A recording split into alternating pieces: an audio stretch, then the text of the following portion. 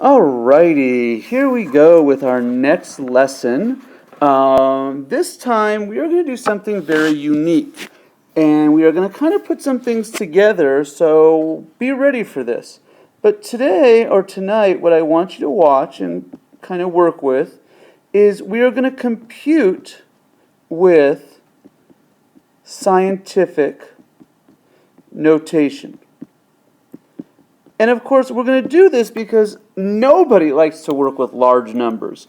I mean, could you imagine having to multiply, 3,276,000 by 4,538,000? You're going to have to, it's a lot of numbers and a lot of zeros that you're going to have to write down, and your paper is going to be filled with those things.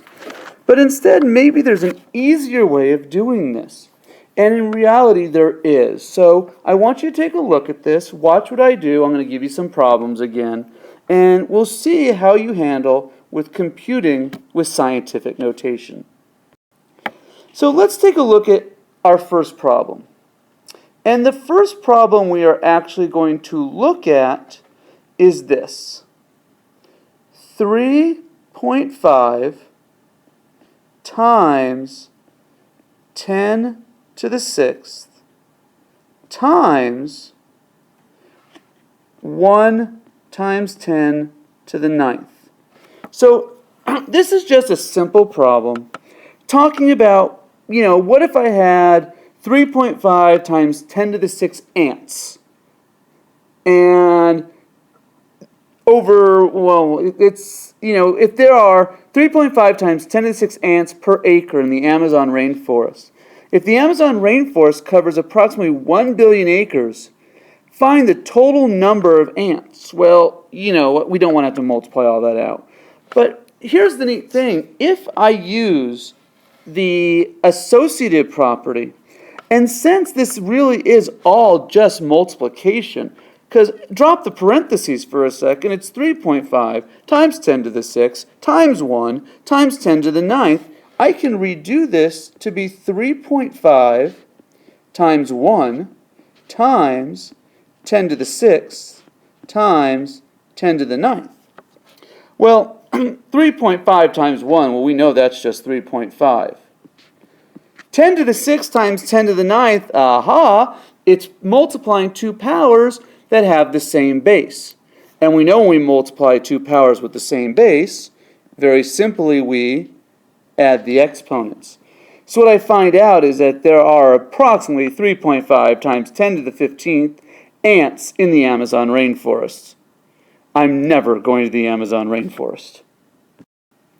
So let's take a look at another problem, and let's work this one out together. 4.62 times 10 to the 5th times 8.15 times 10 to the 9th. Now, what we just did with the multiplication is we know that we can multiply the numbers, the decimals together, and then we'll multiply the powers of 10 together. So I guess the first thing we have to look at is this 4.62 times 8.15. And of course, we'll quickly do that. That's a 0. And that's 31, carry the 3 there. That's going to give me 23. We'll put a placeholder, 2, 6, 4. Double placeholders is 16. That's 43. That's going to be 36. And that's 0, 3, 15, 10, 7, and 3. And then 4 decimal places, 1, 2, 3, will be 37.0530. Uh-oh, that causes a problem, and it causes a very unique problem because it is not in scientific notation, because that's not a number between 1 and 10. So obviously I'm going to have to move the decimal over one place, causing another times 10. So I get my 3.7. I think I made a mistake there. 3.7053 and times, we know this ended up being times 10 to the first. So it's 10 to the first, 10 to the fifth, 10 to the ninth, which will give me 10 to the 15th. No, I didn't make a mistake. So there we go. So let me give you one to try here and see how you do with this problem. So I would like you to try 7.53 times 10 to the negative 8th times 2.93 times 10 to the negative 3rd. Pause the recording and try this problem. Okay, if you did this one correctly, you would have come out with the answer of 2.20629 times 10 to the negative 10th.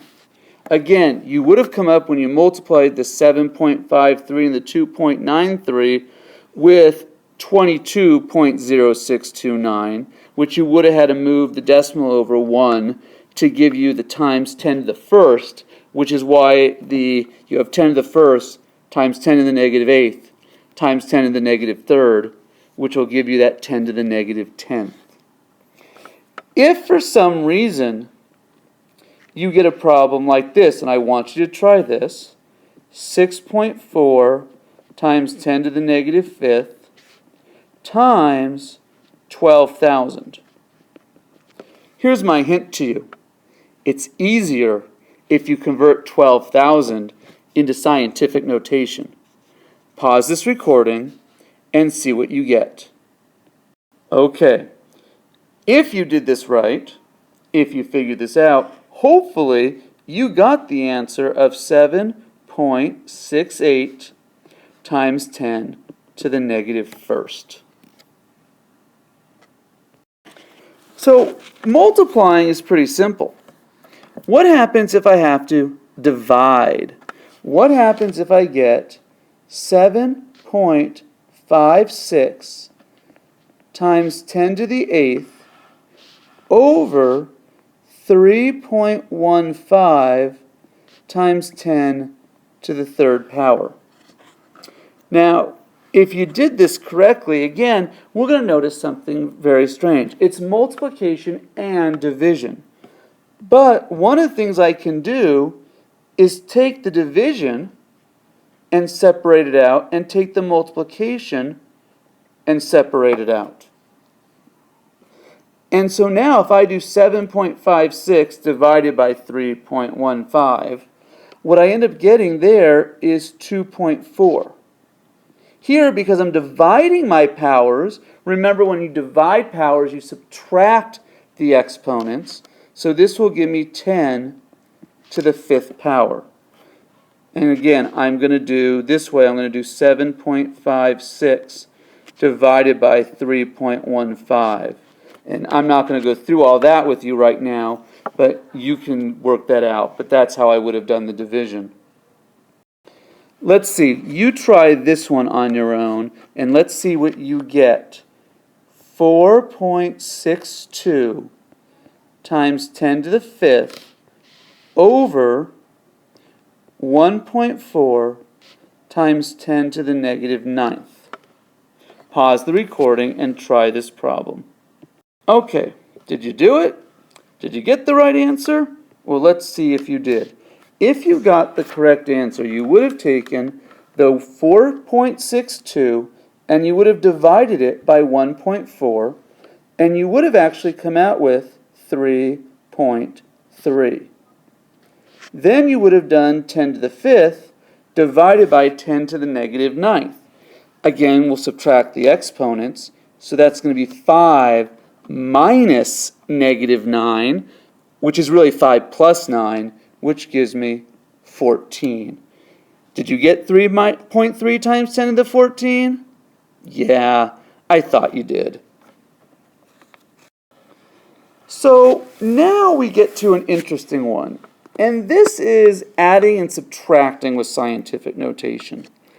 This one is the one I was talking to you about a little bit in class to be prepared for. See, if I have 5.45 times 10 to the 3rd plus 3.12 times 10 to the fourth. I actually just can't add those together. This is like variables. They have to be like terms. And in this case, they're not even close to being like terms. So I have to make them like terms.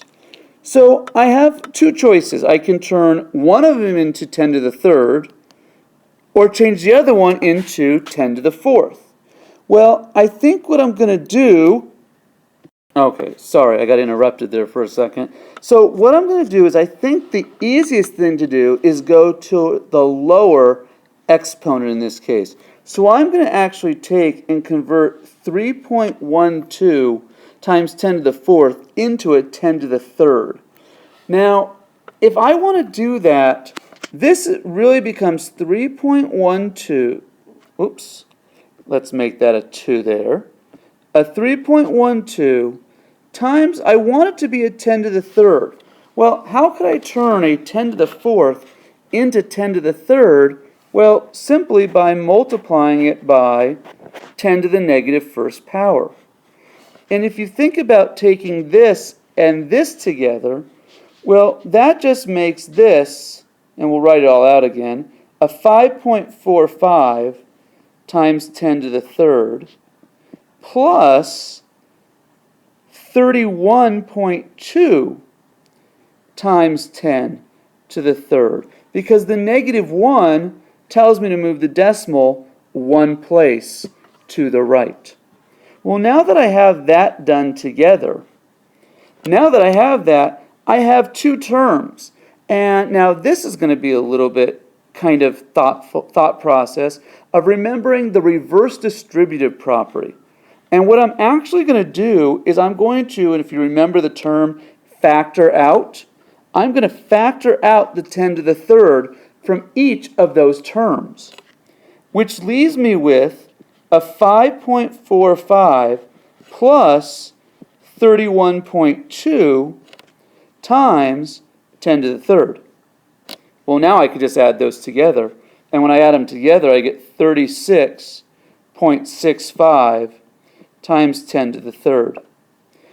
Yeah, you caught me. I should have gone to 10 to the fourth in the first place, because now I have to turn this back, moving the decimal, which gives me the added 10. So really the answer is 3.665 times 10 to the fourth. You know, you never know which way you really should go on this. You just have to play around with it. Sometimes you'll get it easily and sometimes you may not. Okay, let me have you try this problem. 1.7 times 10 to the 7th plus 6.25. Let's rewrite that to be correct. 6.25 times 10 to the 5th. Okay, so pause the recording and see what you get. Okay, all right, so let's see.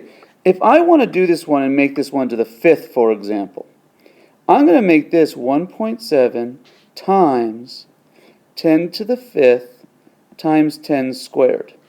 Well, that means I got to move that over twice to get 170 times 10 to the 5th plus the 6.25 times 10 to the 5th.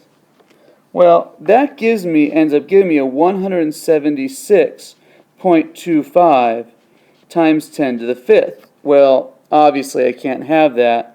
I've got to move that over twice, which is another times 10 squared, to get 1.7625 times 10 to the 7th power. And there you go. And that's how we add, and the same method is used for subtraction. So that concludes today's notes.